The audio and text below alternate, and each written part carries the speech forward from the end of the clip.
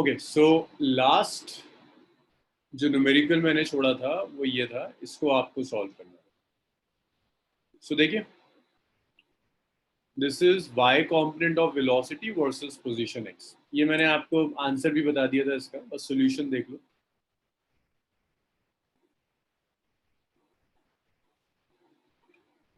ये जो point given है, इस पॉइंट पर वेलोसिटी का y कॉम्पोनेंट 0 है। तो y कॉम्पोनेंट ऑफ वेलोसिटी 0 होता है हाईएस्ट पॉइंट पर। अगर एक प्रोजेक्टाइल है, ऐसे आपने थ्रो कर दिया, प्रोजेक्टाइल को अगर आपने ऐसे थ्रो कर दिया, तो ये जो हाईएस्ट पॉइंट है,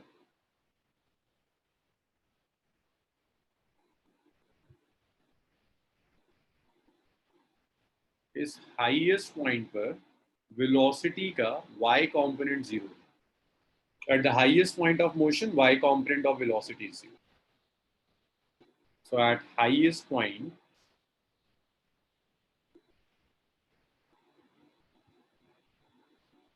y component of velocity at highest point, y component of velocity is 0.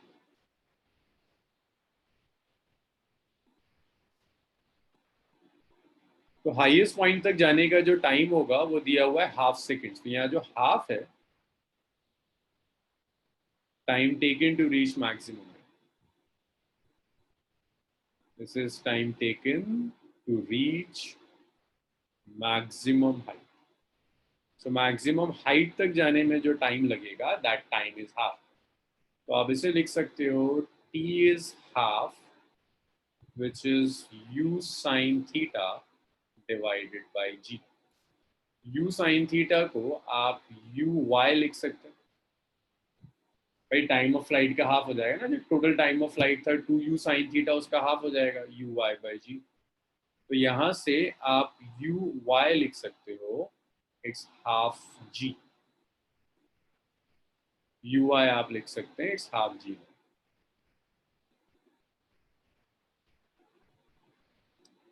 So g कितना है 10, it's 10 by 2 which is 5 meters.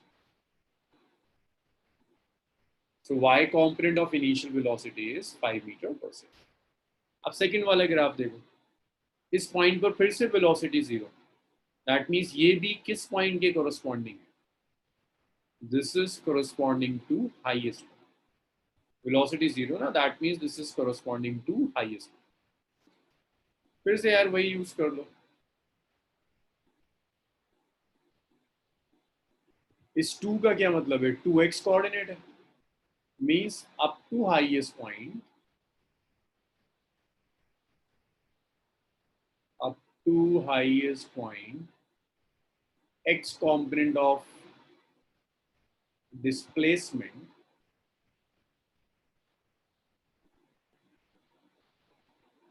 is 2 meter। भाई हाईएस्ट पॉइंट तक जो डिस्टेंस कवर कर रहा है वो कितना है? 2 मीटर। हाईएस्ट पॉइंट तक जो डिस्टेंस कवर करेगा वो इतना ही तो होगा x के लॉन्ग। तो आप इसके लिए ऐसे लिख सकते हो, x is uxt plus half axt square. देखो क्या क्या गिवन है, x गिवन है 2 मीटर कवर किया, टाइम गिवन है हाईएस्ट पॉइंट तक जाने में कितना टाइम लगता है, हाफ सेकेंड। ax गिवन है, एक्सेलरेशन 0 होता है, वैल्यू रख दो। तो ये 2 हो गया ux into half plus 0, ax तो 0। तो यहां से ux आ गया 4 मीटर पर सेकेंड। तो एक्स एक्सिस के अलॉन्ग जो वेलोसिटी है, दैट वेलोसिटी इज 4 मीटर पर सेकेंड।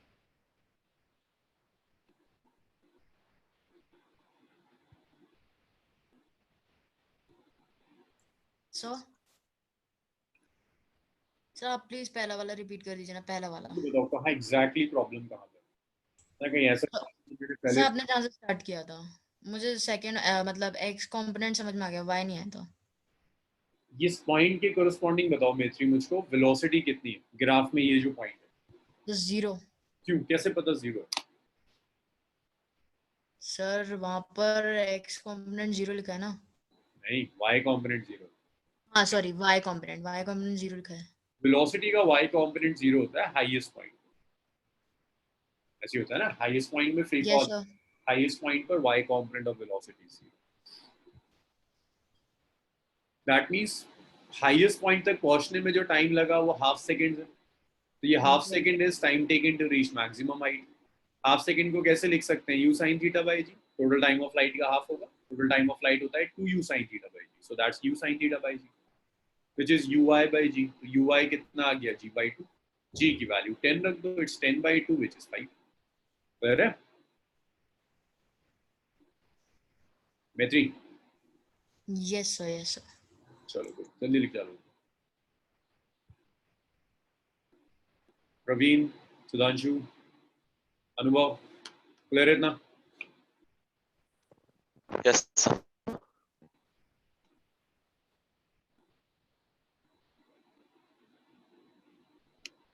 ईशा, दिव्यांशी,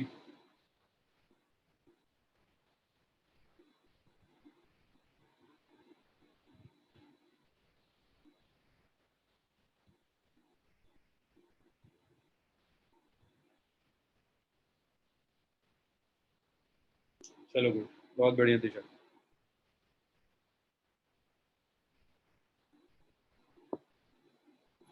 जब इतना हो जाए तो बताइएगा मुझे, इसे रब करते हैं। अभी तो एक दो न्यूमेरिकल्स और हैं, फिर सर्कुलर मोशन स्टार्ट करते हैं।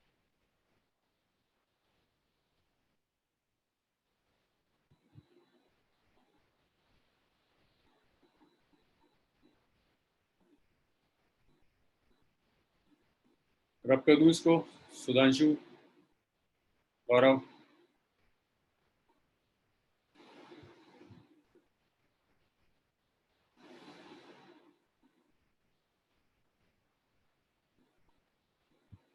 चलो एक और न्यूमेरिकल करके देखो। सो ये भी एंगुलर प्रोजेक्शन पर है।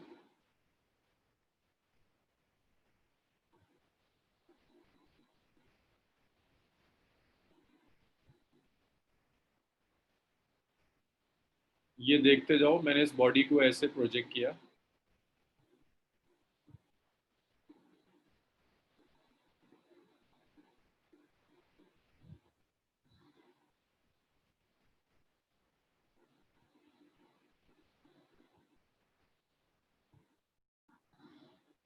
Angle of projection is theta, जिस वेलोसिटी से प्रोजेक्ट किया है दैट इज u। ये पॉइंट A है और ये पॉइंट B। ये हाइट h है, ये मैक्सिमम हाइट कैपिटल H है।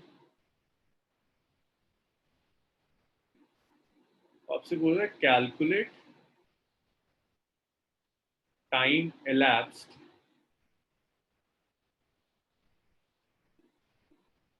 between A and B in terms of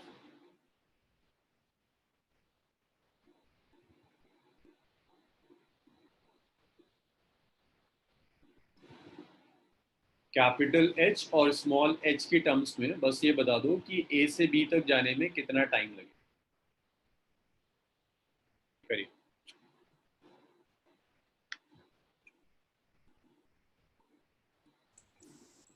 sir आप एक बार क्वेश्चन फिर से रिपीट मतलब बता दीजिए।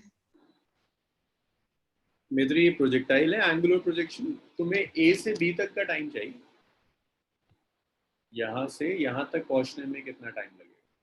ये हाइट h है, total height is capital H। Answer में थीटा u नहीं आना चाहिए, सिर्फ कैपिटल H और स्मॉल h आना चाहिए। सर वो एच के स्मॉल वाला एच बी की हाइट है ना? स्मॉल वाला जी बी की हाइट, बी और ए सेम लेवल पर, ए की हाइट भी स्मॉल एच की। Okay sir.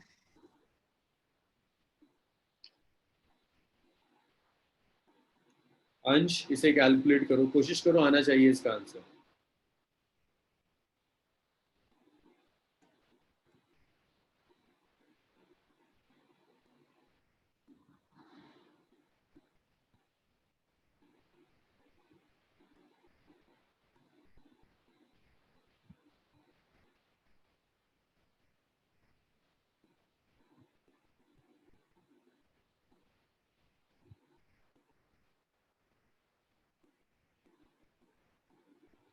आंसर्स बताओ।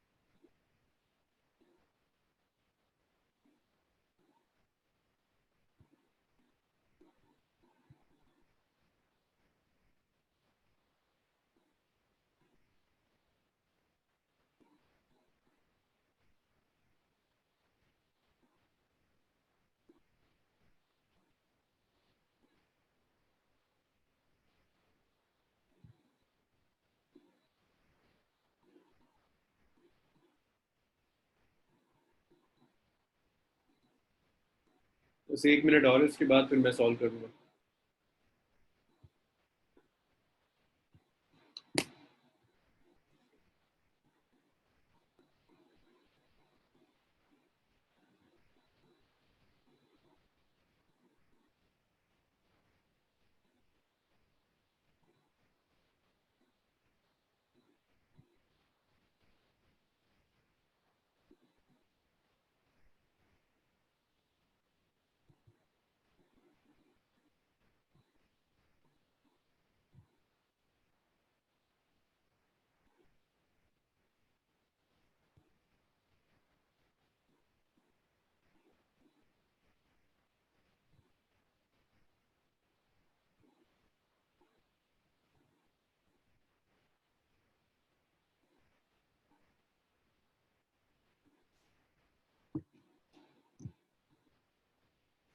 नहीं प्रवीण, आंसर सिर्फ स्मॉल एच और कैपिटल एच के टर्म्स में होना चाहिए, और कुछ नहीं।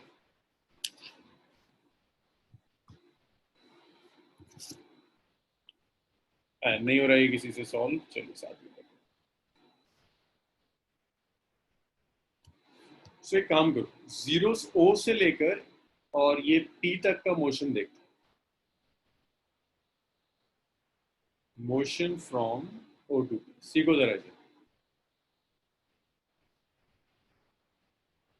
ओ से लेकर पी तक जाने का मोशन देखते हैं। ओ से पी तक जाने में जो टाइम लगेगा उस टाइम को कैपिटल टी से रिप्रेजेंट करेंगे। टाइम का एक्सप्रेशन होता है 2u sine theta divided by G. Anshika, u sine theta initial velocity का कौन सा कंपोनेंट है, x कंपोनेंट या y कंपोनेंट? अंशिका अनम्यूट करो खुद को, बताओ। u साइन थीटा सब आए। y कंपोनेंट, इसे आप लिख सकते हो 2uy divided by G, that's first. इसी तरह से मैक्सिमम हाइट का एक्सप्रेशन होता है u square sine square theta divided by 2g। तो u sin theta is ui. It's ui square divided by 2g. That is second equation. आप divide कर दो 1 और 2, डिवाइड 1 इंटू। जब आप 1 और 2 को डिवाइड करेंगे, time of flight by h is 2uy by g, या रुको एक मिनट, मुझे t और कैपिटल h में रिलेशन चाहिए। तो ये 2uy बाय g और ये from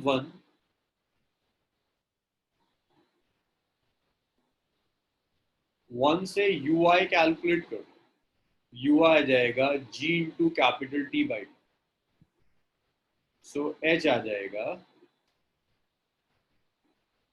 g square T square by 2 into g. नहीं,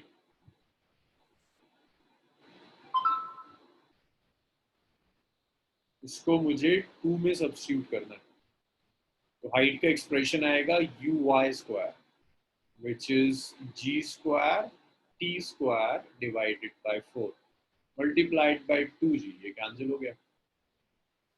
h आ गया टी स्क्वायर बाई 8। तो यहां से टी स्क्वायर आ गया, it's 8h by G. This is equation number 3। यहां तक बताओ, किसी को परेशानी? फिर ए से बी का देखेंगे। It's a very general expression, ये आपको जरूर पता होना चाहिए कि T square is 8h by g. यहां तक क्लियर है सबका? दिव्यांशी, दिशा, अनुभव?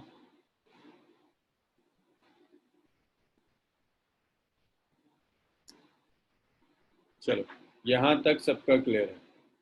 अब समझो जरा, अब इसको ना आप ए से बी पर भी अप्लाई कर सकते हो इसी चीज को। ओ से जब पी आ रहे थे तो मैक्सिमम हाइट क्या थी? एच। ओ से पी तक आने का टाइम क्या था? टी। तो टाइम और एच को हमने ऐसे कनेक्ट कर दिया। अच्छा, अब मुझे अनुभव बताएगा। अनुभव, जब ए से बी आ रहे हैं, मैं मोशन कंसिडर कर रहा हूं just from A to B, motion from A to B, तो बताओ कि मुझे अनुभव, ए से बी में मैक्सिमम हाइट क्या है? ए से बी तक आने में बॉडी मैक्सिमम हाइट क्या कवर करेगी? एच। ना, एच तो यार तब है जब मैं ओ से पी ले रहा हूँ। ओ से गया ही नहीं, पी से गया नहीं, ए से बी लिया है बस। माइनस ए से बी में maximum height capital H minus small H. Capital H minus. Sir देखो, सर एक हाँ क्वेश्चन था। हाँ बोलो। तो आपने वहाँ पर 4 क्यों लिखा है? स्क्वायर किया है, इसका स्क्वायर करो। अच्छा, ओके सर। जब ए से बी लोगे तो ए से बी तक ले जाने में maximum height 8h minus H.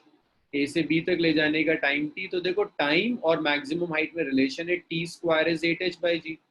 इसी रिलेशन को writing rewriting equation number 3 for a to b। A से बी तक जाने का टाइम क्या है? टी। T square 8/g।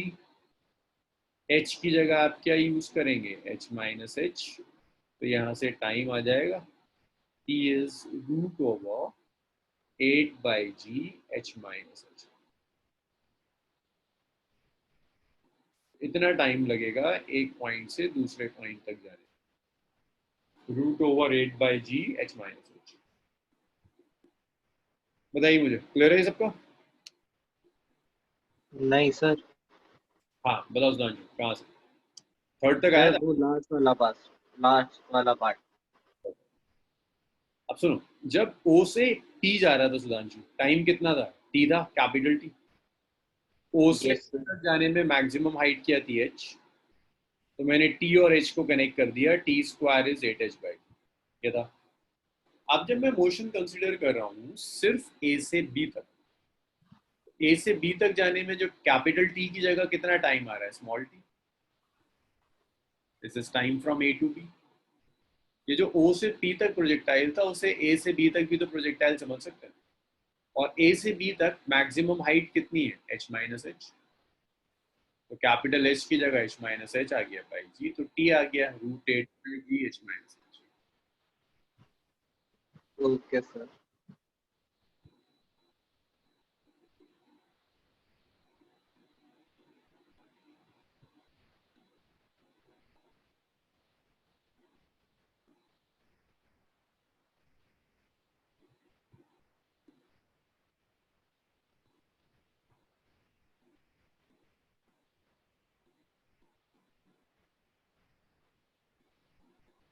इतना लिखो, फिर एक मेथड और सीखना है आपको, उसके बाद सर्कुलर मोशन थोड़ा सा स्टार्ट करेंगे।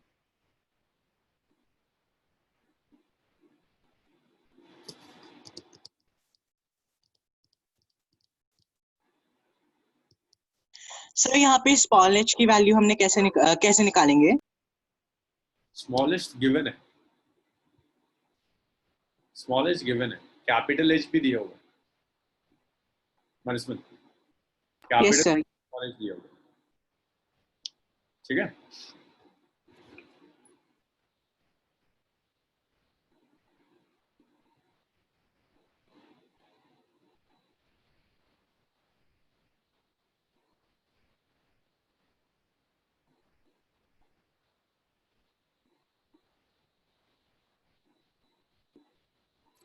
रब करूँ अगर आपने इतना लिख लिया सबने?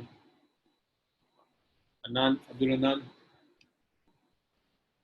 यस सर लिख लिया। चलो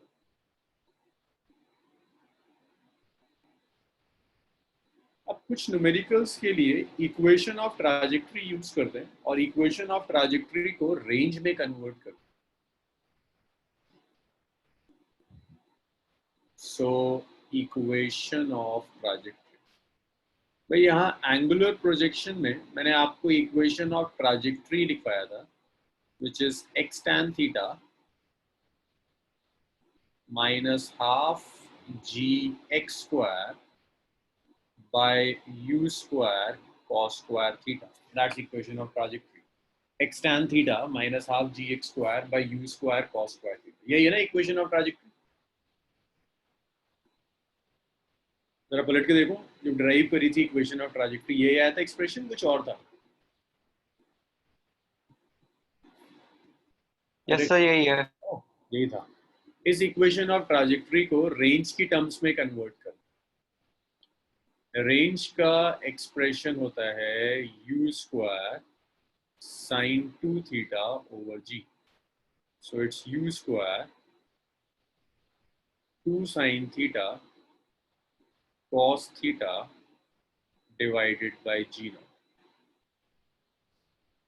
सो रेंज है 2u square sine theta cos theta divided by g। तो यहाँ से आप g कैलकुलेट कर सकते हैं, फिर सब्स्टिट्यूट कर देंगे। g की वैल्यू ले लो, g आ जाएगा 2u स्क्वायर साइन थीटा, या u स्क्वायर हटा दें। मुझे बस इस एक्सप्रेशन में ना रेंज इंट्रोड्यूस करना है, तो मैं यहाँ से u स्क्वायर कैलकुलेट कर लूँ, तो u स्क्वायर आ जाएगा R G by 2 sine theta cos theta. That's equation number 2 को 1 में रख देते हैं। तो जैसे आप 2 को 1 में रखोगे, your y will be x tan theta minus half g x square by u square, u की जगह इसे रख दो, R G by 2 sine theta cos theta into cos square. Cancellation देखिए, g से g कैंसिल हो गया, कॉस थीटा से स्क्वायर कैंसिल हो गया, सब ऊपर ले जाओ, y आ गया x tan थीटा माइनस 2 पर चला गया, साइन थीटा ऊपर चला गया, यहाँ बच गया 2r cos थीटा। 2 से 2 कैंसिल हुआ, so y is x tan theta minus tan theta by r। तो ये आ गया y is x tan theta, नहीं एक x square, so 1 minus x square. ये बड़ा इंपॉर्टेंट रिलेशन, ये एनसीईआरटी ने नहीं दिया, लेकिन ये रिलेशन बहुत इंपॉर्टेंट है, न्यूमेरिकल्स में बहुत फ्रीक्वेंटली यूज होता है। इतना लिखिए, फिर देखते हैं इसके ऊपर न्यूमेरिकल्स कैसे सॉल्व। और मुझे डाउट्स बताइए यहाँ तक अगर कोई डाउट रह गया।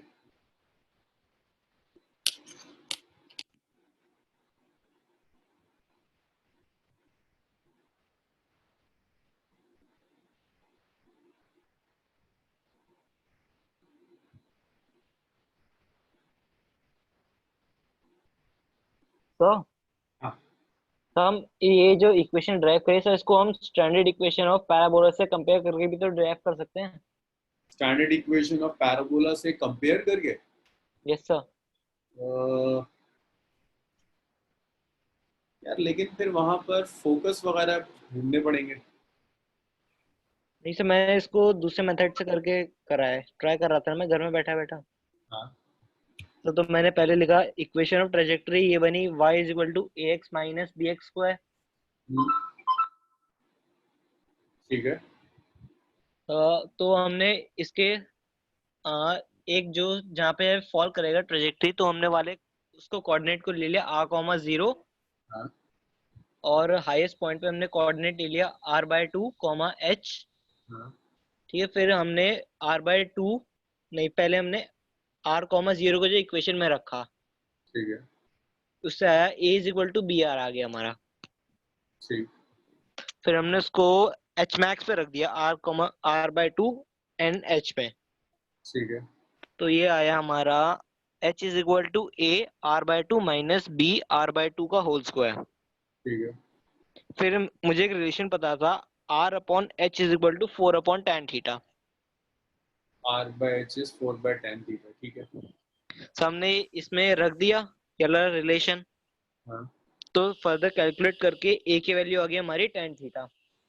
ठीक है फिर हमने इसको इक्वेशन 1 में रख दिया जो थी a is equal to br, हाँ, तो वो उससे b की वैल्यू आ गई tan थीटा बाय r। ठीक है फिर हमने उसको ऊपर इक्वेशन ऑफ पैराबोला में रख दिया, तो आ गया आंसर। ठीक है ठीक है। ये जो असल में इक्वेशन है ना, ये x और y की सारी वैल्यूज के लिए सेटिस्फाई करेगी। वैसे भी आ सकता है, बस तुम्हें अंदाजा लग गया होगा, बहुत ज्यादा लेंदी हो रहा है। और हाँ जब आपने 2 और 2 को कैसे ऊपर ले गए मुझे समझ में नहीं आया आपने। ये जो डिनोमिनेटर है तो ऊपर ही जाएगा, a बाय सर ऊपर वाला आपने 2 कैसे बनाया? ये t तो ऊपर ही जाता है ना मित्री। तो हाँ यहाँ सर, नीचे वाला 2 समझ में आ गया सर, वो ऊपर अरे वो वाला 2। वहीं पे है, सर ने नीचे वाले को ऊपर ट्रांसफर किया है बस।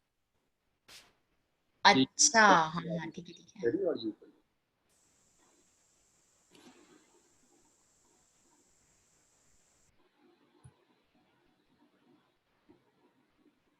हाँ दिव्यांशी नहीं आया?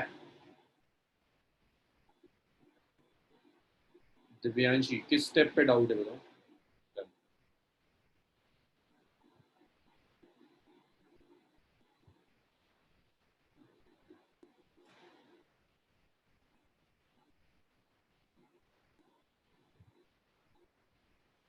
रब कर दूं इस पूरे को?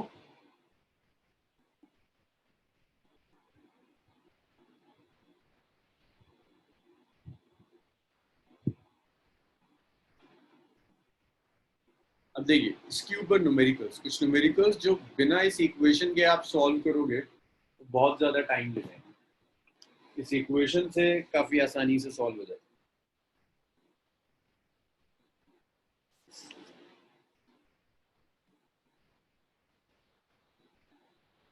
जैसे एक ये है, अ जेट ऑफ, ये रुको एक न्यूमेरिकल और दे रहा हूँ, एक मैं सॉल्व करता हूँ फिर ये वाला आप करिए।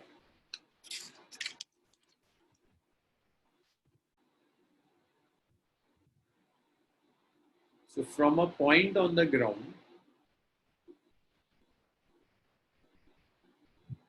from a point on the ground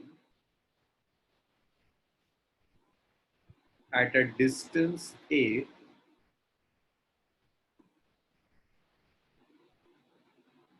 from the foot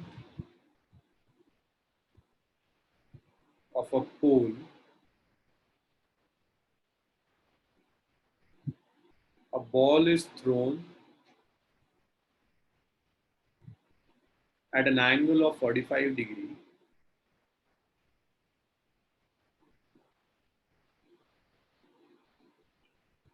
which just touch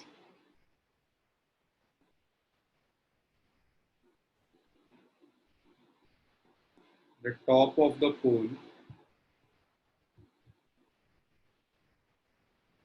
and strikes the ground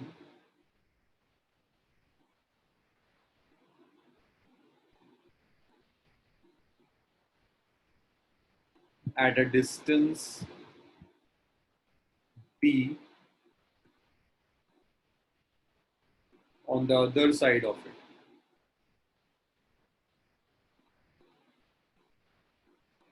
Find height of pole.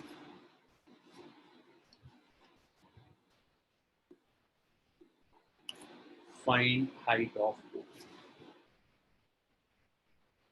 सो जरा देखो ये जो इक्वेशन अभी हमने डिराइव करी है उसे ऐसी प्रॉब्लम्स में कैसे यूज करें। सो ये ग्राउंड है, यहां से आपने एक बॉडी को प्रोजेक्ट किया और ये बॉडी यहां जाकर ग्राउंड को स्ट्राइक कर गई। ये पॉइंट ए है और ये पॉइंट या पी और क्यू नाम दे देते हैं। और ये एक पोल है जिसको ये कवर करती हुई जा रही है, कहीं भी हो सकता है, यहाँ मान लो कहीं पोल है जिस पोल को ये कवर करे, height of the pole is H, ये एच कैलकुलेट करना है।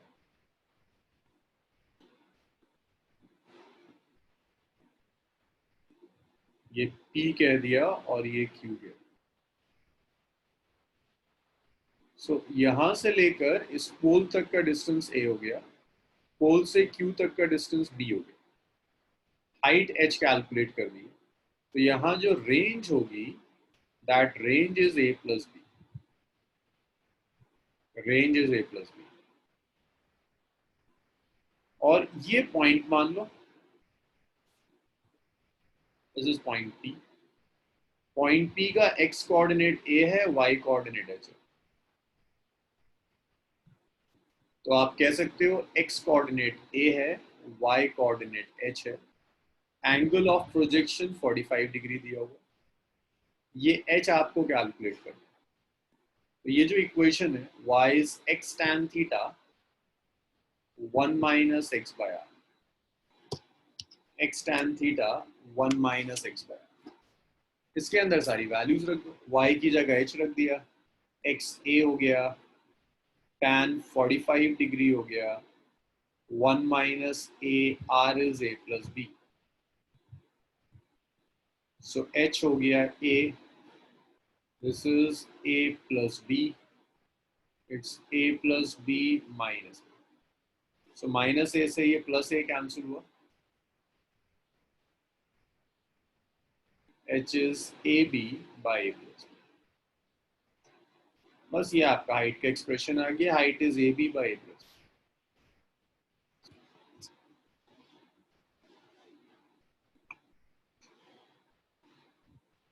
Height is ab by a plus b। इसमें बताइए कोई डाउट? सिंपल सी प्रॉब्लम थी, सिर्फ ये सिखाने के लिए इस एक्सप्रेशन को यूज कैसे करना। तो x और y इस पूरे कर्व पर कोई भी पॉइंट है उसका x coordinate is x, y coordinate is y, इस इक्वेशन को सेटिस्फाई करेगा। क्वेश्चन लिखिए, सॉल्यूशन लिखिए और फिर बताइए जब हो जाए।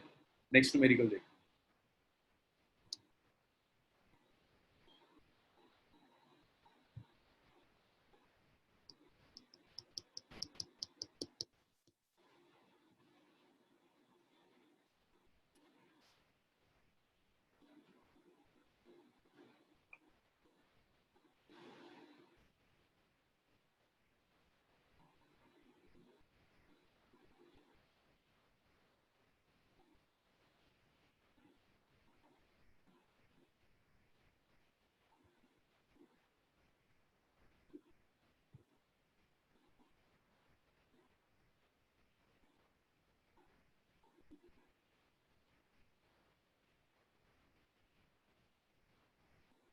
इतना हो गया। सर एक्स कैसे हुआ? एक्स कोऑर्डिनेट ना, ये जो पोल है एक्स, ये ओरिजिन है, एक्स कोऑर्डिनेट तो यही होगा, ओरिजिन से लेकर पॉइंट तक का सेपरेशन ये दिया हुआ है ए, और y के लॉन्ग जितना भी गया ऊपर y कोऑर्डिनेट होगा। तो देखो ना, अगर ये पॉइंट है इसका x कोऑर्डिनेट कितना होगा, x के लॉन्ग जितना डिस्टेंस कवर किया। ओके युवराज क्लियर है यहाँ तक?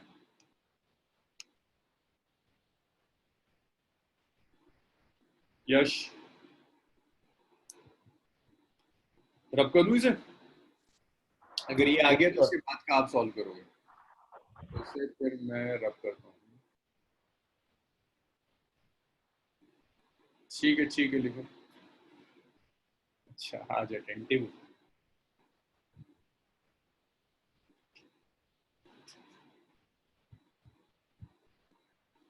देखो सुधांशु, ये जब ये प्रोजेक्टाइल है ना पूरा, इसमें कहीं भी कोई पॉइंट ले लो, मान लो ये पॉइंट P ले लिया, इस पॉइंट के x और y कोऑर्डिनेट्स ढूंढने। तो देखो x कोऑर्डिनेट क्या होगा, ये ओरिजिन है, जहां से थ्रो किया उसे ओरिजिन कहते हैं। ओरिजिन से लेकर इस पॉइंट तक x के लॉन्ग कितना डिस्टेंस कवर किया, यही तो होगा a गिवन। y कोऑर्डिनेट क्या होगा, ओरिजिन से ऊपर जितना गया, कितना ऊपर गया, h ऊपर गया, तो y कोऑर्डिनेट। सुधांशु हुआ clear?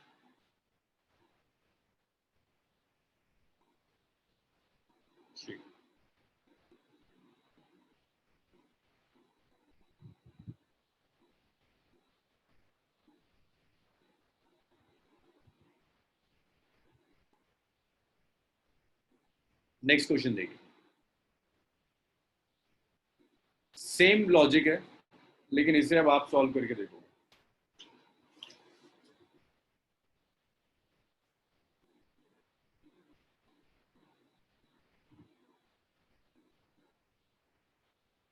A jet of water is projected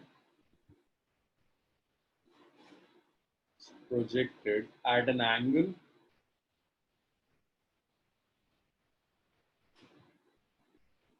theta equal to 45 degree with horizontal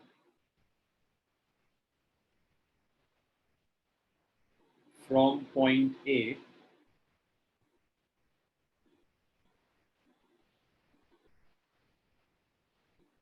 which is situated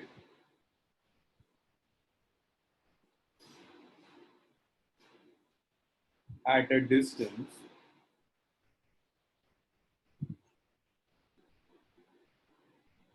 x equal to OA equal to 1/2 meter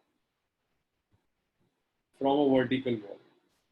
इसमें मैं कोई हेल्प नहीं करूंगा।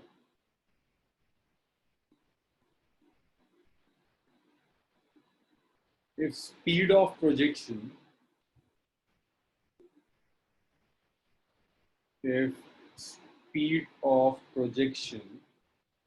is V naught equal to root 10 meter per second, find point P of striking water jet with vertical wall। Sketch question में तो नहीं दिया लेकिन मैं स्केच बना के दिखा रहा हूं आपको।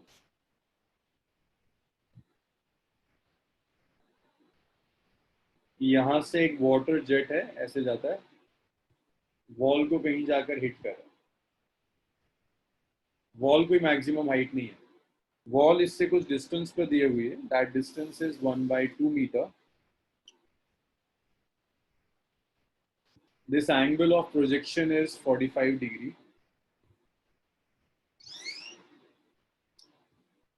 सो इस वॉल की हाइट चाहिए जहां जाकर ये इसको स्ट्राइक कर जाएगा। वेलोसिटी भी आपको गिवन है, जिस वेलोसिटी से प्रोजेक्ट किया, वह इनिशियल वेलोसिटी को भी कह सकते हैं, वी नॉट भी कहते हैं, जिसे मैं यू कह रहा हूं उसको वी नॉट भी लिख सकते हैं। कैस्पल आंसर बताओ जल्दी से, क्या रहा?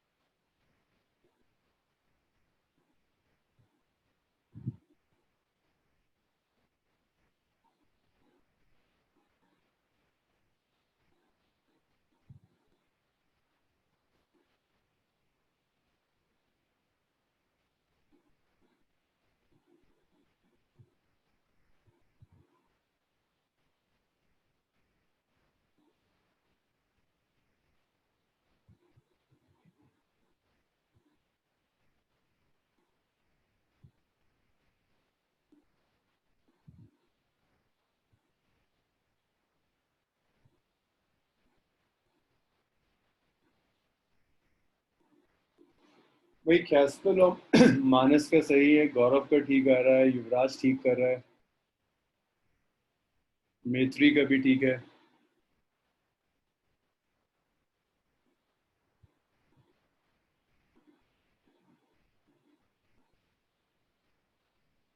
ठीक है आमना, सुधांशु, दिव्यांशी।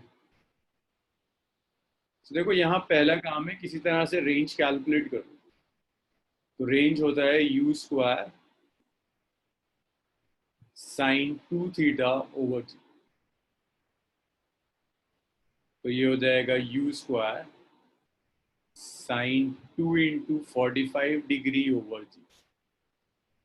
सो ये आ गया u square sine 90 degree over g. Sine 91 है तो आप लिख सकते हैं this is u square by जी।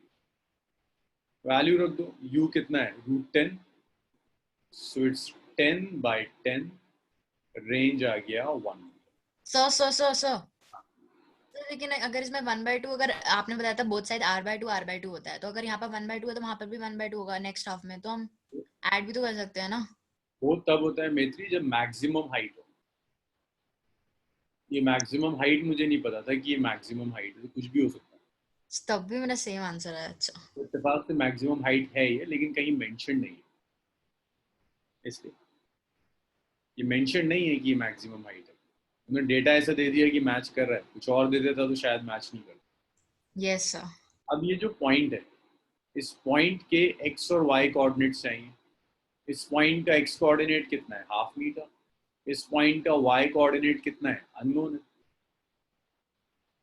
रख दो y is x tan theta 1 minus x bye.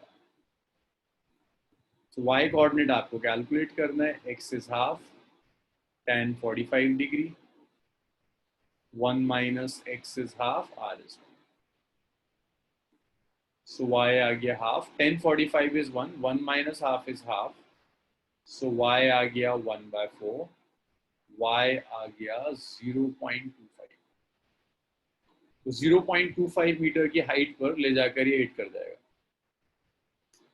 Horizontal से नहीं कर सकते कैस्पेल, हॉरिजॉन्टल से कैसे करोगे? हॉरिजॉन्टल से कैसे कर दिया? टाइम निकाल दिया इसका 1/2 दोबारा कैस्पेल, तुम्हारी आवाज ब्रेक हो रही है। हाँ, क्या करा तुमने हॉरिजॉन्टल के लिए इसमें? हाँ जी सही, वेलोसिटी का x कंपोनेंट ले लिया, नेगेटिव में 1/2 मीटर कवर करने के लिए जितना टाइम चाहिए होगा उसे उस टाइम को कैलकुलेट किया हुआ या 1/2 √5। तो तुमने वो सिर्फ हॉरिजॉन्टल नहीं लिया, तुमने तो एंगुलर ही लिया, उसका x और y दोनों कर दिया। नहीं, हाँ, इसका 10 cos 45 है ना सर, यहाँ पर x कंपोनेंट का वेलोसिटी बिल्कुल 1045 का, या फिर उससे इनटू बाय टाइम किया इज इक्वल टू 1/√2 करके टाइम निकल गया। फिर वहां से y कंपोनेंट की इक्वेशन लिख लिया ना।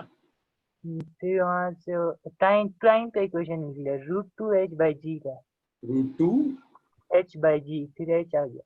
हाँ, तो तुमने यही तो करा, तुमने पहले x एक्सिस की इक्वेशन लिखी है, फिर y एक्सिस की लिखी है, और y एक्सिस में ui तुमने 0 नहीं लिया, ui तुमने लिया √10/√2, यही लिया ना? y का कुछ नहीं किया सर, x से ही कर दिया। ui कितना लिया? कुछ नहीं लिया ui। यही सर टाइम निकालना ना, पहले स्पीड इनटू टाइम करके डिस्टेंस से इक्वेट करके टाइम आया, फिर टाइम का फॉर्मूला एक है ना हॉरिजॉन्टल प्रोजेक्शन में √2h/g, गलत है कैस्पेल, लेकिन आंसर सिर्फ इसलिए सही आ रहा है क्योंकि ये मैक्सिमम हाइट है, सिर्फ इसलिए सही आ रहा है। अगर मैं इसे ½ मीटर की जगह मैं कहता ना कि ये राइट सुबह है ना पूरी रेंज, सर आपने अभी तो कहा मैक्सिमम हाइट नहीं है। हाँ, एक सेकंड में, अगर इसको मैं ½ की जगह 0.6 देता ना कैस्पेल, तो तुम्हारा ये जो यूज कर रहे हो ना √2gh, ये वाला सब गलत हो जाए।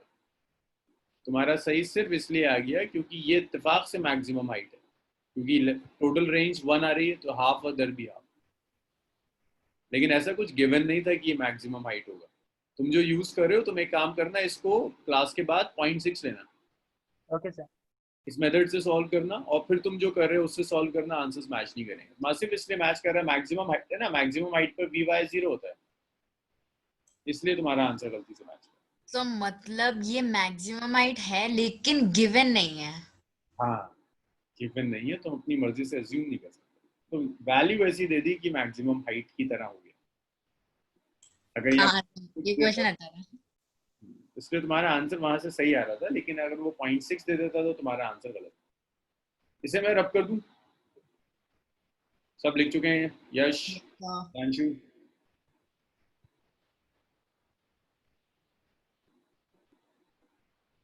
ओके। एक लास्ट न्यूमेरिकल बस इस पर, एंगुलर प्रोजेक्शन के ऊपर last numerical.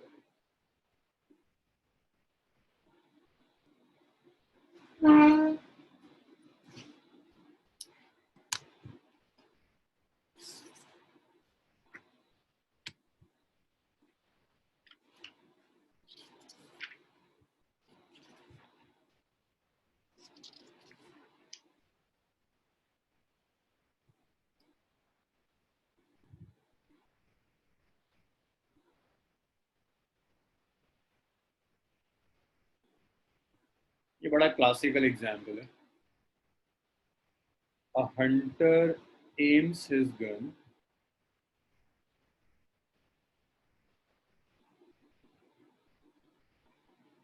and fires a bullet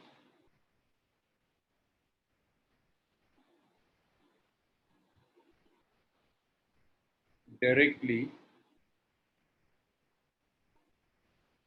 at a monkey on a tree.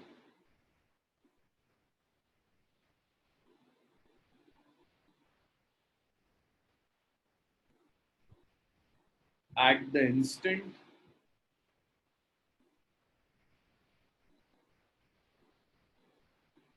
the bullet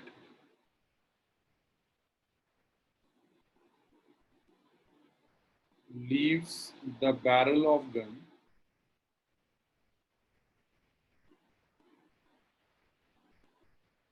monkey drops.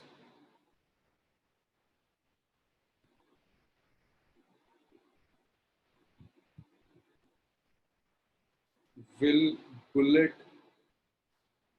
hit the monkey?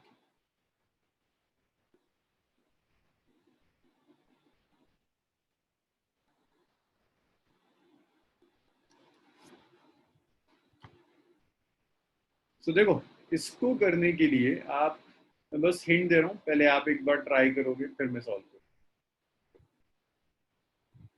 इसको ऐसे समझो कि ये यहाँ पर मंकी चढ़ गया, ये मंकी है, यहाँ गन लगी है। गन, जो हंटर है वो एम करता है ऑन द मंकी। मैनेजमेंट बताएगा, मैनेजमेंट अगर इसने ऐसे एम किया क्या बुलेट इसी डायरेक्शन में जाएगी? मैनेजमेंट नो सर, कैसे जाएगी बुलेट? ऐसे पैराबोला के शेप में। तो बुलेट मंकी तक नहीं पहुंचेगी, बुलेट यहाँ पहुंचेगी। सो अगर ये मंकी जंप ना करे तो मैनेजमेंट क्या लगता है, बुलेट हिट करेगी मंकी को? Yes sir. अगर जंप ना करे? नहीं नहीं नहीं, तब नहीं लगेगी, अगर जंप किया तो लग जाएगी। अगर ये मंकी जंप करता है, जैसे इसने बुलेट फायर करी, मंकी जंप कर गया, मंकी ने ये डिस्प्लेसमेंट कवर किया, ये डिस्प्लेसमेंट और बुलेट का वाई डिस्प्लेसमेंट सेम है। अगर जितना मंकी नीचे कवर कर रहा है, बुलेट भी इसी जगह पहुंच रही है, मंकी भी इसी जगह पहुंच रही है सेम टाइम पे, तो ये हिट कर जाएगा। जरा चेक करो मैथमेटिकली हिट करता है नहीं करता। इसे ड्रॉ करो। तो लेकिन क्या वो टाइम पे डिपेंड नहीं करेगा? क्योंकि अगर जैसे उसने सपोज थोड़ी देर पहले ही, मतलब अगर कुछ सेकंड्स का फासला हुआ तो भी मंकी अगर नीचे पहुंच गया तो सही सलामत। लेकिन वो कह तो ये रहा है कि जैसे इसने फायर करी मंकी सुन लेता और कूद जाता। अच्छा, नेट जियो में देखा था, चलो चलो करके देखो। ये सर हिट करेगा। सर हिट कर रहा है, वर्टिकल डिस्प्लेसमेंट सेम आ रही है दोनों की। वर्टिकल डिस्प्लेसमेंट से बहुत बढ़िया।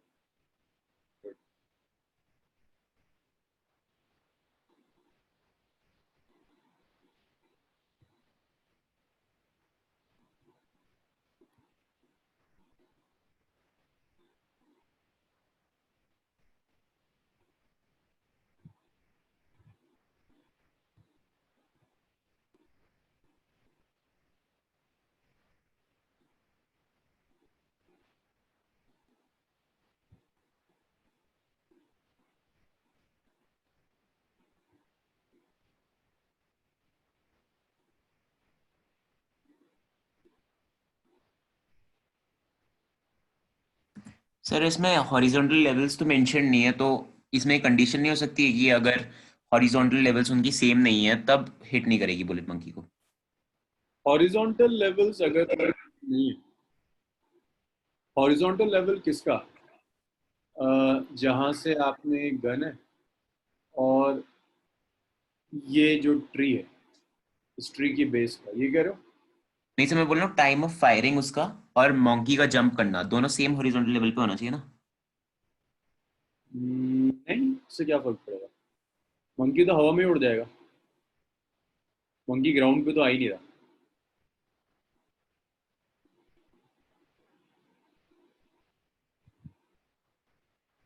दिस इज ए, बी और सी। एक बार और बताओ मानस, तुम कहना क्या चाह रहे हो? सेम हॉरिजॉन्टल गन और ये जो ट्री का बेस है ये दोनों सेम लेवल पर होने चाहिए, ये कह रहे हो ना? सर मैं बोल रहा हूँ टाइम ऑफ फायरिंग और मंकी ये दोनों सेम लेवल पे होने चाहिए ना? टाइम ऑफ फायरिंग और मंकी सेम लेवल के, मतलब जिस इंस्टेंट पर फायर किया हाँ, जिस जिस इंस्टेंट पे फायर करा है। उसी इंस्टेंट पर मंकी जंप कर गया। हाँ हाँ, इंस्टेंट सेम है, लेवल का मतलब पोजीशन तो नहीं कह रहे ना, नहीं नहीं, पोजीशन नहीं, टाइम में ना। टाइम में बोल रहा हूँ। तो कह रहा है देखो, 100 fire the bullet direct monkey at the instant the bullet leaves the barrel of gun, monkey drops। Yes सही है। टाइम थोड़ी देर बाद कूदता या पहले कूद जाता तो बच जाता, उस हाँ इंस्टेंट सर, ऐसी लिखे। समझ गया। हाँ, वर्टिकल डिस्प्लेसमेंट सेम आ रहा है। सो देखो, पहले एक काम करते हैं, मंकी का डिस्प्लेसमेंट कैलकुलेट कर लेते हैं। पहले मंकी को सॉल्व करते हैं। हाँ भाई मानसवन, मंकी की इनिशियल वेलोसिटी कितनी है? 0। क्यों? अरे क्यों 0? वो रेस्ट पे है। मंकी ड्रॉप करता है। अच्छा अच्छा अच्छा, ड्रॉप करा है -9.8। नहीं, वो तो एक्सेलरेशन होगा।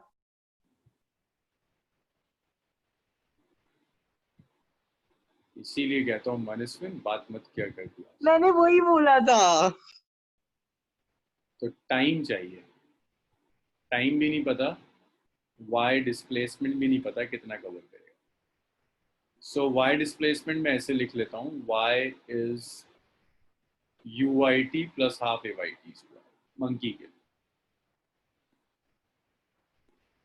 UIT plus half AYT square. So monkey के लिए UI is 0 minus half GT square. So monkey ने जो डिस्प्लेसमेंट कवर किया y के along, that's minus half GT square. Minus sine सिर्फ ये बता रहा है कि ये मंकी नीचे जाएगा। अब बुलेट पर आ जाते हैं।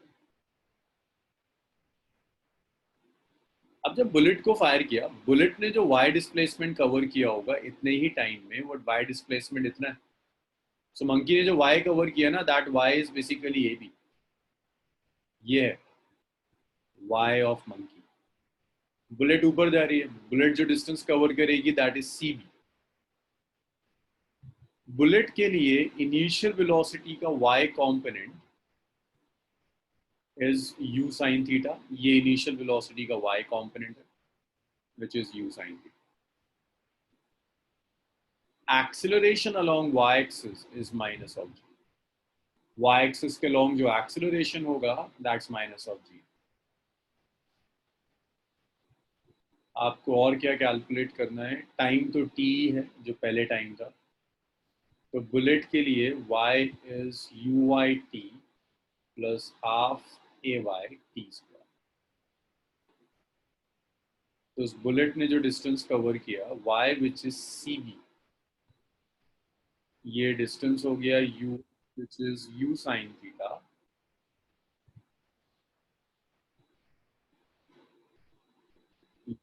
Theta t minus half GT square, that is equation number. अब आपका काम सिर्फ इतना है कि CB मिल गया। एक बार आप ये भी कैलकुलेट कर लो कि BA कितना होगा। BA के लिए CA पता होना चाहिए। CA के लिए देखो, इसको पॉइंट G कह रहा हूं इन ट्राइंगल। यहां तक बताओ मुझे, इक्वेशन 2 तक किसी को प्रॉब्लम है? दिशा दांशु, प्रवीण, अब्दुल हन्नान। इक्वेशन नंबर 2 तक क्लियर है सबका? कैस्पल यस सर। वो कुछ नहीं कह रहा, इसका क्या मतलब समझो? क्लियर है? इक्वेशन नंबर 2 तक यश कुछ नहीं पूछना किसी को? क्लियर है sir. There. So in triangle GCA triangle में अगर मैं tan थीटा ले लूं,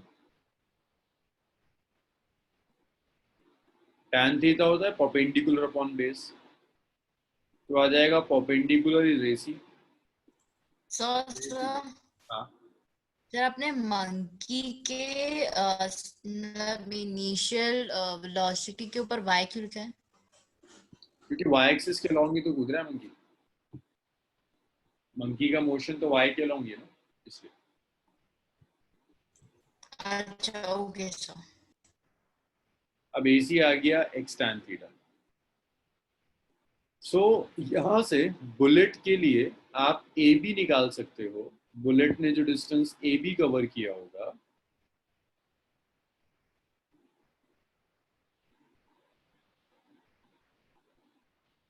YAB आप लिख सकते हैं। YAB क्या हो जाएगा? टोटल जो बुलेट ने कवर किया, जो टोटल हाइट थी CA, माइनस ये जो बुलेट ने कवर किया CB। सो YAB आ गया CA और AC x tan theta minus इसकी वैल्यू रख दो CB की। तो इसे मैं कह देता हूं इक्वेशन नंबर 4। मैंने सिर्फ ये करा कि CA की वैल्यू 3 से रख दी और CB की वैल्यू 2 से रख दी। तो 2 और 3 को 4 में रख दी, इन 4। तो ये आ गया x tan theta minus u sin theta minus half GT square. अंश मुझे बताओगे YAB की क्या वैल्यू आनी चाहिए कि बुलेट हिट कर दे मंकी को? अंश, इसको सॉल्व कर कर एक्सपेक्टेड क्या है? YAB की वैल्यू क्या होनी चाहिए कि बुलेट मंकी को हिट कर दे?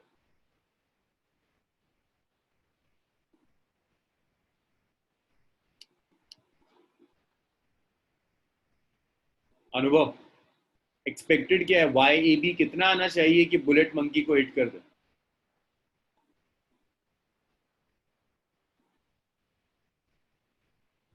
गौरव?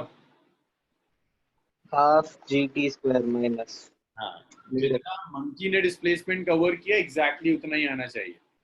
अब प्रॉब्लम ये है कि यहाँ पर ये u sin थीटा आ रहा है, जो सारी प्रॉब्लम बिगाड़ रहा है। तो पहले u sin थीटा कैलकुलेट कर लेते हैं। This is equation number 5। तो इस बुलेट का मोशन ले लो x एक्सिस के लॉन्ग। x एक्सिस के लॉन्ग जब आप बुलेट का मोशन लेंगे तो बुलेट का मोशन होगा uxt plus half axt square. तो आप लिख सकते हो x is uxt plus half axt square. अंश मुझे बताना शुरू करो। x डिस्प्लेसमेंट तो x है, मीन्स G से लेकर B तक अगर जा रहा है तो x के लॉन्ग तो x ही कवर किया, इसको मैंने x ही लिखा हुआ। ux कितना होगा अंश? हाँ जी सर। ux कितना होगा? ux इस केस में देखो, ये u है, ये थीटा है, you cos theta t ax projectile है। सर एक 0। सो यहां से हम u कैलकुलेट कर ले। u आ जाएगा x बाय t cos थीटा। इसे इक्वेशन नंबर 6 कह दो। इस 6 को उठाकर जरा यहां रख देना और देख लो जरा YAB कितना आ गया। तो जितना बुलेट ने कवर किया उतना मंकी ने कर दिया। यही काम तो मंकी से भी कर सकते थे कि पूरा कैलकुलेट कर कर मंकी का सब्ट्रैक्ट कर दो, बुलेट के इक्वल आ जाना चाहिए। इतना लिखिए, इतना लिखिए, इसे सब्स्टिट्यूट करो और सब्स्टिट्यूट कर कर देखो यहाँ पर क्या सिर्फ हाफ जी टी स्क्वायर बच रहा है, और अगर साइन में कहीं कोई डिफरेंस है तो वो भी बताना साइन में डिफरेंस की वजह क्या है। Sir half G T square क्यों होना चाहिए? भाई जितना ने नीचे कवर किया है उतना ही तो बुलेट ने भी कवर किया होगा बी पॉइंट पर। हिट तो तब करेगा जब बी पॉइंट दोनों के लिए कॉमन होगा। तो अगर monkey half G T square cover कर रहा है तो बुलेट को भी तो ये जो सेपरेशन बुलेट के लिए आना चाहिए वो भी तो हाफ जी टी स्क्वायर होना चाहिए। Okay sir. अगर इस ट्री के टॉप से मंकी का डिस्टेंस टी टाइम के बाद हाफ जी टी स्क्वायर है तो ट्री के टॉप से बुलेट का डिस्टेंस भी तो हाफ जी टी स्क्वायर होना चाहिए, तभी तो जाकर हिट करेगा। सर लेकिन हाफ जी टी स्क्वायर कहाँ दिया था? हाफ जी टी स्क्वायर तो निकाला ना हमने, ये देखो। अच्छा हाँ ये रहा ये। हाँ सर। करो करो सब्स्टिट्यूट करो 6 को 5 में, जल्दी से देख लो, एक लाइन की कैलकुलेशन है। u की जगह x by T cos theta रख दो और देखो y ये भी हाफ जी टी स्क्वायर आया नहीं है।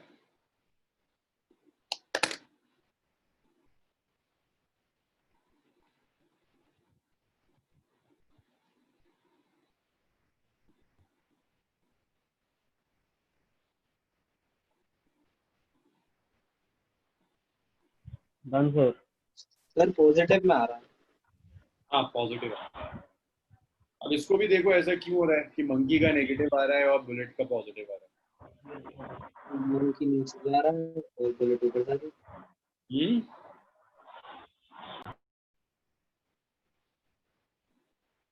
हाँ सुधांशु क्यों आ रहा है? सर मैं गौरव हूँ सर। हाँ हाँ मुझे पता है, लेकिन सुधांशु चैट रूम में कह रहा है, मुझे पता है। सुधांशु बताओ।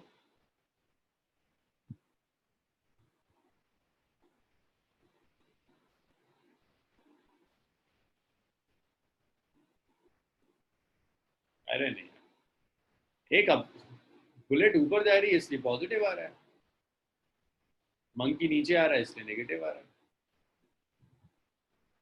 सो ये y ए बी हो गया, y A B is x tan theta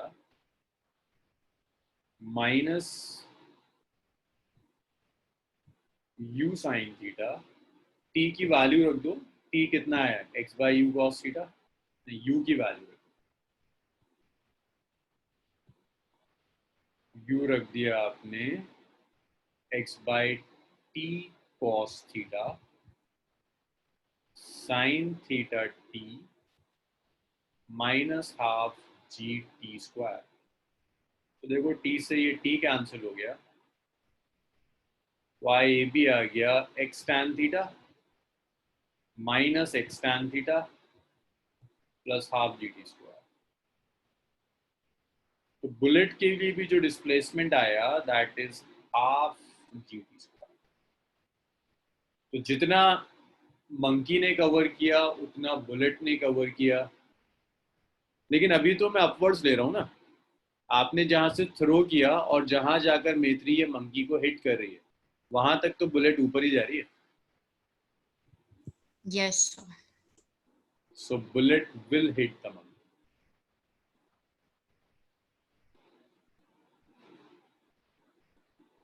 same आ गया बिल्कुल मंकी के। So bullet will hit the monkey.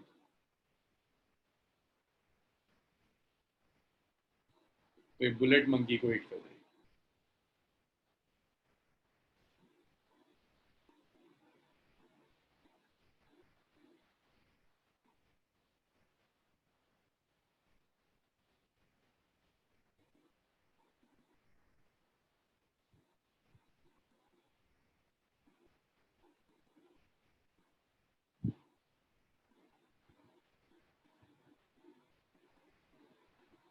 अगर ये मंकी एक सेकंड बाद कूदता या एक सेकंड पहले कूद गया होता तो हिट नहीं करता।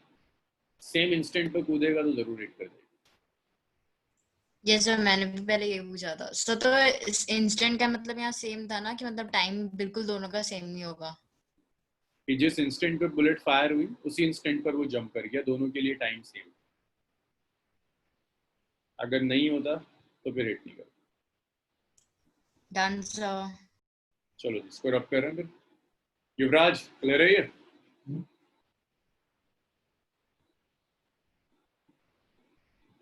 हेलो। हाँ युवराज यस सर। क्लियर है ये? जाग गए तुम? हैं?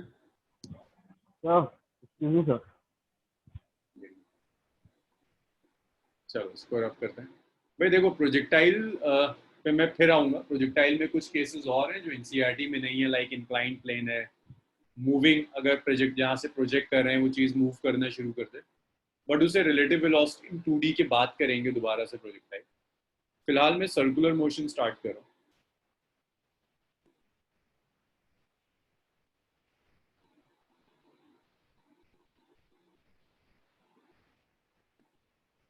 मंकी को हिट करने का पॉइंट, यश पॉइंट बी होगा।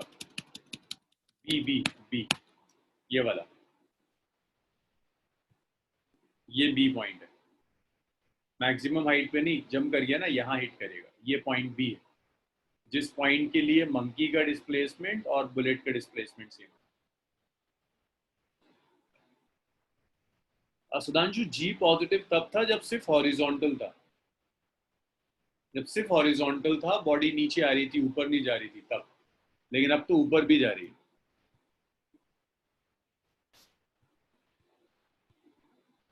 चलो नेक्स्ट देखो।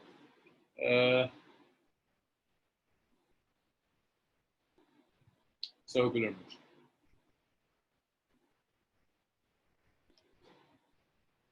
सो अब तक जो कुछ भी हमने किया वो सब स्ट्रेट लाइन में था। अब देखिए सर्कुलर मोशन में क्या क्या चीजें होंगी। पहला समझो एंगुलर पोजीशन। जो कुछ भी आपने स्ट्रेट लाइन में पढ़ा है अब तक, उन सबको सर्कुलर मोशन में रिपीट करना होगा। पहली चीज है angular position.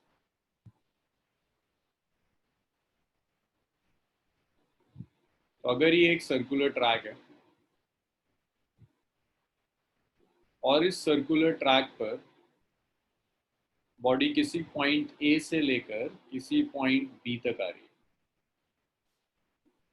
This is centre of the track.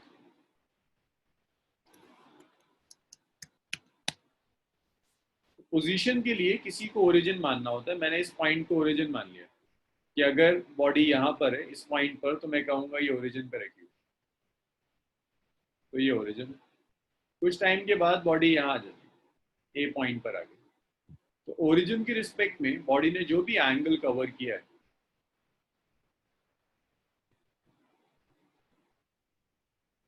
Body ने जो भी एंगल कवर किया है, that angle is angular position.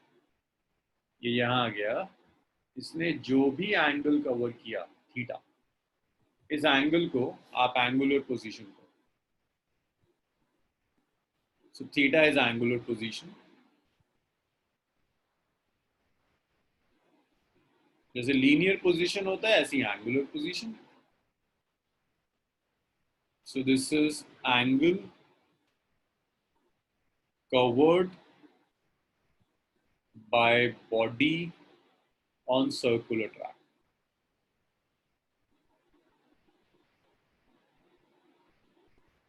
इसको ऐसे भी लिख सकते हो, this is angle swept by radius vector.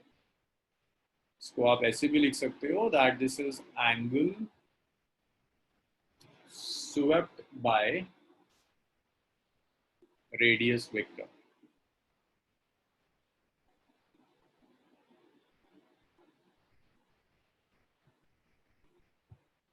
Angle swept by radius vector को एंगुलर पोजीशन कहते हैं। इसकी जो SI यूनिट होगी, it's SI unit is radian. So simple, जो भी बॉडी ने एंगल कवर किया 10 radian, 5 radian, 20 radian, that is angular position. First. Second जो डेफिनेशन आती है सर्कुलर मोशन में, that is angular displacement. So angular displacement nothing but change in angular position. So angular displacement is change in angular position.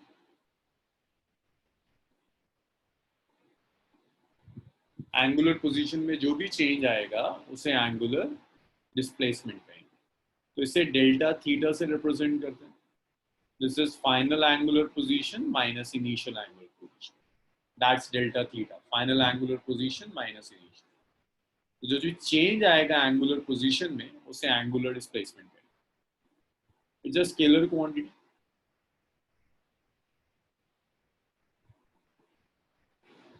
Angle swept by radius vector.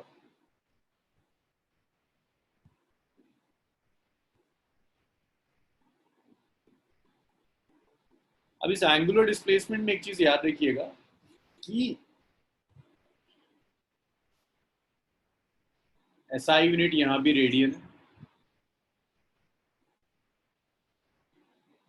अगर angular displacement बहुत small है, इनफाइनिटेसिमल small angular displacement है, तो उसे आप vector लोगे, लेकिन large angular displacement को स्केलर ले। Small angular displacement. हेलो हाँ मित्र बोलो। सर, मैं ये बोल रही थी कि आप डेल्टा थीटा वाला रिपीट कर देंगे। ना तुम बातें कर लो पहले, उसके बाद रिपीट करेंगे। अरे नहीं सर, मेरा वाईफाई बहुत वीक है सर, मेरी आवाज भी नहीं आई थी, अभी मैंने 2 बार बोला था। अभी वो small angular displacement is a vector quantity and large angular displacement, but large angular displacement does not follow commutative law, does not follow commutative law of vector addition, hence are considered as scalar. तो अगर मैं d theta लिख रहा हूँ, it's a vector. Vector लिखने का reason है कि ये कम्यूट करता है। कम्यूट मीन्स अगर मैं d थीटा 1 और d थीटा 2 दो स्मॉल एंगुलर डिस्प्लेसमेंट ले लेता हूँ, इसमें अगर मैं ऑर्डर चेंज कर दूं तब भी रिजल्ट सेम रहेगा। लेकिन जब आप लार्ज एंगुलर डिस्प्लेसमेंट लोगे, delta theta 1 plus delta theta 2, order reverse करोगे तो ये इक्वल नहीं आता। तो इस लार्ज एंगुलर डिस्प्लेसमेंट को हम वेक्टर कंसीडर नहीं करते, they are scalar quantities, but small angular displacement is a vector. और हम सारी कैलकुलेशन स्मॉल एंगुलर डिस्प्लेसमेंट को लेकर कर दिया गया। सो मैत्री इसमें सिर्फ ये बताया था कि angular displacement is change in angular position. कि मान लो पहले बॉडी यहाँ थी, इसकी इनिशियल एंगुलर पोजीशन थी थीटा है, उसके बाद ये ए से ये किसी बी पॉइंट तक आ गई। जब ये बी पॉइंट पर आ गई तो इसकी एंगुलर पोजीशन में कुछ चेंज आया। यहाँ जो चेंज आया एंगुलर पोजीशन में, that change in angular position is theta five. So initial angular position is theta f, final angular position is theta f. जो change आ रहा है angular position में, that change in angular position is angular displacement. आप सब लोग straight line motion कर चुके हो, अब relate करना बहुत आसान है। वहाँ position थी, यहाँ angular position, वहाँ displacement था change in position, यहाँ angular displacement है change in angular, वहाँ velocity थी, यहाँ angular velocity। हेलो हाँ बोलो। तो आपने वहाँ पर angle swept by radius vector क्यों लिखा था? भाई रेडियस जो भी रेडियस तो एंगल तो रेडियस ही बना रहा है ना। पहले रेडियस यहाँ था, फिर रेडियस यहाँ आ गया, तो रेडियस ने जो एंगल स्वेप्ट किया वो एंगुलर पोजीशन। अच्छा सर, वो आपने इज मिस कर दिया ना, एंगल इज स्वेप्ट बाय, तो मैं कंफ्यूज हो गई।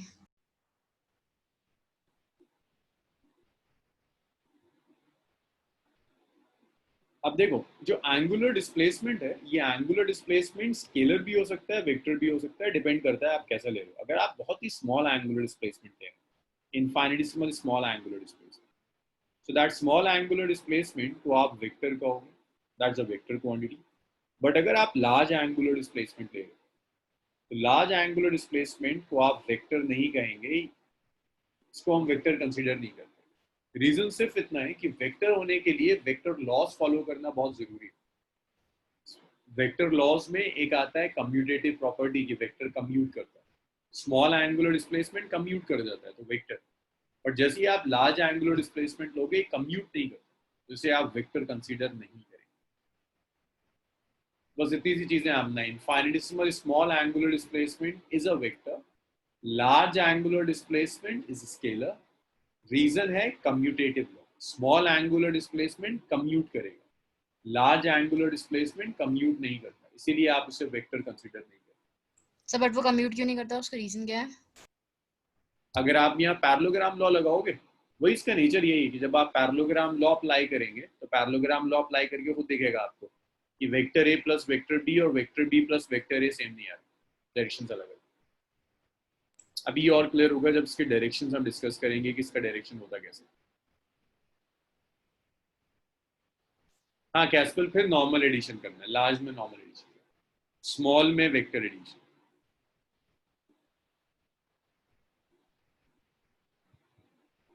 यहां तक लिखा सबने? गौरव, सुधांशु, तिशा, युवराज, अब्दुल अनान? क्लियर। चलो इसे फिर मैं रब कर रहा हूँ। एक चीज और याद रखिएगा, एंगुलर डिस्प्लेसमेंट, जो स्मॉल एंगुलर डिस्प्लेसमेंट वेक्टर है ना, दैट्स अ एक्सियल वेक्टर।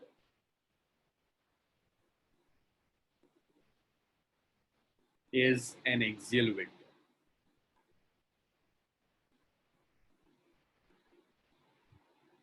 अब ये एक्सियल वेक्टर यहां से शुरू होगा और रोटेशन तक चलेगा। एक्सियल वेक्टर का मतलब है कि इसका जो डायरेक्शन होगा, its direction is along the axis of rotation.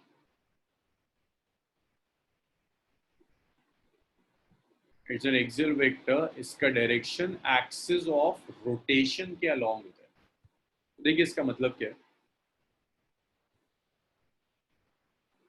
मान लीजिए कोई बॉडी है सर्कुलर ट्रैक पर जा रही है, इनिशियली यहां थी, फाइनली यहां पहुंच गई। मैंने आपसे कहा इसने कुछ एंगुलर डिस्प्लेसमेंट कवर कर लिया, let's say that angular displacement is D theta. Body ऐसे मूव कर रही है, आप क्या कहोगे? आप कहोगे बॉडी क्लॉकवाइज जा रही है, ऐसी है ना, सर्कुलर पाथ पर कैसे मिल रही है? क्लॉकवाइज। बट एंगुलर डिस्प्लेसमेंट का डायरेक्शन क्लॉकवाइज नहीं होगा, एंगुलर डिस्प्लेसमेंट का डायरेक्शन एक्सिस के अलॉन्ग होगा। तो आप ये मान सकते हो कि ये जो बॉडी घूम रही है, यहाँ सेंटर से एक एक्सिस पास हो रहा होगा, जिस एक्सिस के अबाउट ये बॉडी घूम रही है। तो उस बॉडी के एंगुलर डिस्प्लेसमेंट का डायरेक्शन बेसिकली इस एक्सिस का डायरेक्शन है, जिस एक्सिस के अबाउट ये रोटेट रिवॉल्व कर रही है। एक्सिस का डायरेक्शन देखने के लिए राइट हैंड थंब रूल लेना। पहले समझ में आया, डायरेक्शन क्लॉकवाइज एंटी क्लॉकवाइज नहीं होता, बॉडी क्लॉकवाइज जाए एंटी क्लॉकवाइज जाए, आप कभी नहीं लिखोगे कि एंगुलर डिस्प्लेसमेंट इज क्लॉकवाइज या angular displacement is anti clockwise. Angular displacement का डायरेक्शन एक्सिस के अलॉन्ग होगा, एक्सिस सेंटर से पास होता है प्लेन के perpendicular.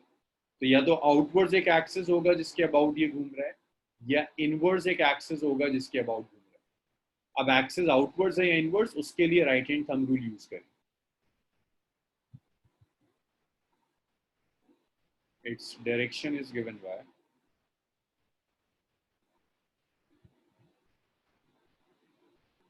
right hand thumb rule.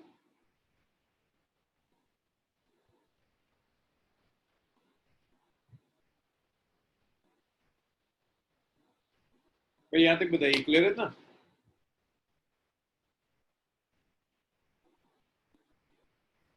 Right hand thumb rule से कैसे? इसका जो डायरेक्शन होगा ना एंगुलर डिस्प्लेसमेंट का, वो राइट हैंड थंब रूल से मिलेगा। अब राइट हैंड थंब रूल क्या है वो भी सीखते हैं। पहले यहाँ तक क्लियर हुआ कि अगर बॉडी क्लॉकवाइज जाए या एंटी क्लॉकवाइज जाए, angular displacement clockwise anti clockwise नहीं होगा। एंगुलर डिस्प्लेसमेंट का डायरेक्शन एक्सिस के अलॉन्ग होगा, जो राइट हैंड थंब रूल से मिलेगा।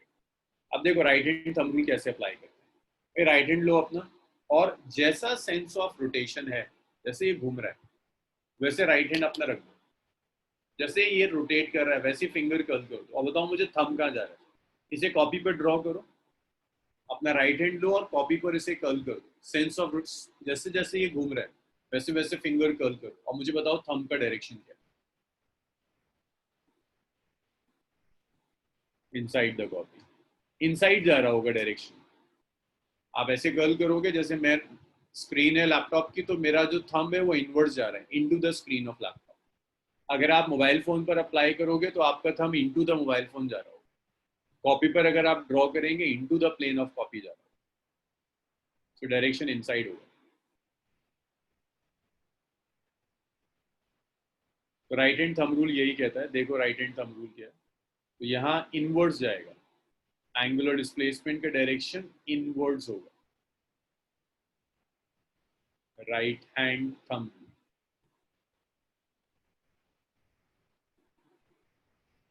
So curl your finger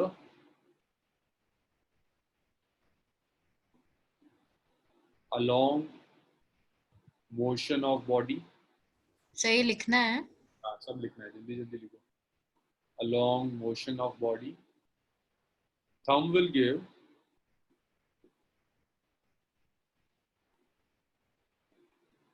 direction of angular displacement.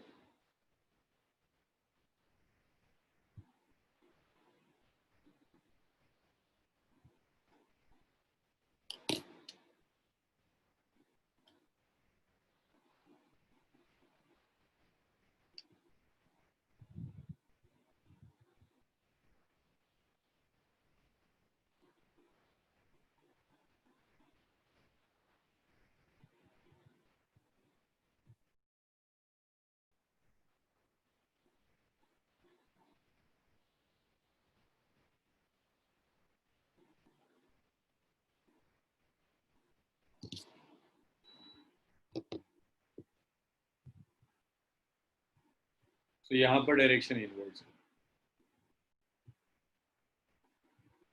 और एक चीज और याद रखिएगा, motion of body is perpendicular to axis. Body का मोशन एक्सिस के परपेंडिकुलर होगा। भाई एक्सिस इनवर्ड्स है, perpendicular to the plane of axis.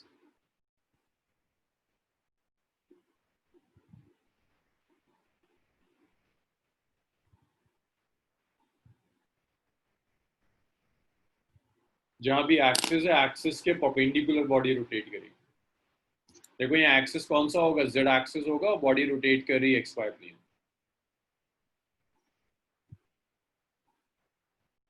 तो लास्ट वाला समझ में नहीं आया। ये जो इनवर्ड्स है, इनवर्ड्स कौन सा डायरेक्शन होता है मेत्री? X axis, Y axis, Z axis.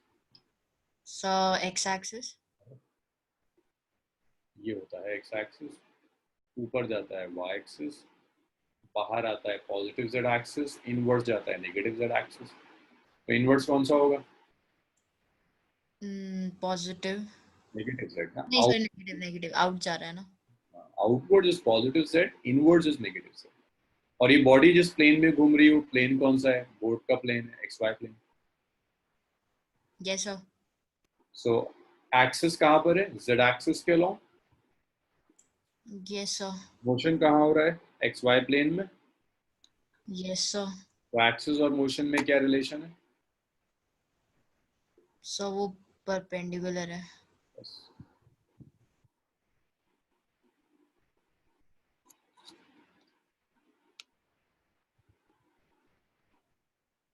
Sir एक क्वेश्चन। हाँ, सर बॉडी मतलब एंगुलर डिस्प्लेसमेंट नोटबुक की तरफ है, मींस जो उसका सेंट्रल एक्सिस है वो आगे को मूव कर रहा है। दोबारा दोबारा दोबारा बोलो। इसमें था ना कि the direction of the angular what was this displacement वो नोटबुक की तरफ है इस वाले डायग्राम में, तो फिर बॉडी का जो सेंट्रल एक्सिस है वो नोटबुक के अंदर मूव कर रहा है। नहीं, बॉडी इनवर्ड्स कोई मोशन नहीं हो रहा, मोशन हमेशा एक्सिस के परपेंडिकुलर होता है। जैसे अगर फैन घूम रहा है ना, ये फैन का अगर एक्सिस है तो जो मोशन होगा इस एक्सिस के परपेंडिकुलर प्लेन में हो रहा है। जैसे अगर ये फैन है ऐसे करके घूम रहा है, ये एक्सिस है, इस एक्सिस के अलोंग कोई मोशन नहीं है, मोशन इस एक्सिस के परपेंडिकुलर प्लेन में होगा। बट आप एंगुलर डिस्प्लेसमेंट कहोगे कि एक्सिस के लॉन्ग। अब ऐसा क्यों कहते हैं कि एंगुलर डिस्प्लेसमेंट, जब एक्सिस के लॉन्ग कोई मोशन हो ही नहीं रहा, वहां डायरेक्शन क्यों देता है? इसके लिए कल तक वेट करो, कल डिस्कस करेंगे। स्मॉल एंगल के लिए हमने स्मॉल एंगल के लिए, लार्ज के लिए हाँ, स्मॉल के लिए, लार्ज के लिए।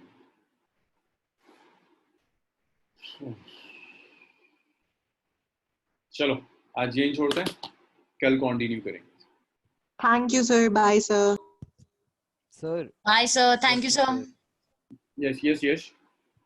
सर अगर हम इस फैन को पीछे से ऑब्जर्व करते हैं तब तो आउटवर्ड हो जाएगा ना डायरेक्शन? नहीं, तुम कैसे भी कर लो, एक्सिस का डायरेक्शन एक ही होगा, ऊपर से करो, नीचे से करो, कहीं से करो, एक्सिस एक ही जगह जाएगा। इसीलिए जब तुम समझ क्लॉकवाइज एंटी क्लॉकवाइज शिफ्ट हो जाता है, उसी शिफ्ट से बचने के लिए हमेशा हम एक्सिस के लॉन्ग देते हैं। इस क्वेश्चन को बचा के रखो यश, मेरी नेक्स्ट क्लास है, कल जो क्लास होगी उसमें डिस्कस करेंगे। यहाँ क्रूशियल क्वेश्चन है, इसी की वजह से एक्सिस देते हैं, क्लॉकवाइज एंटी क्लॉकवाइज नहीं देते। Bye, sir. Bye.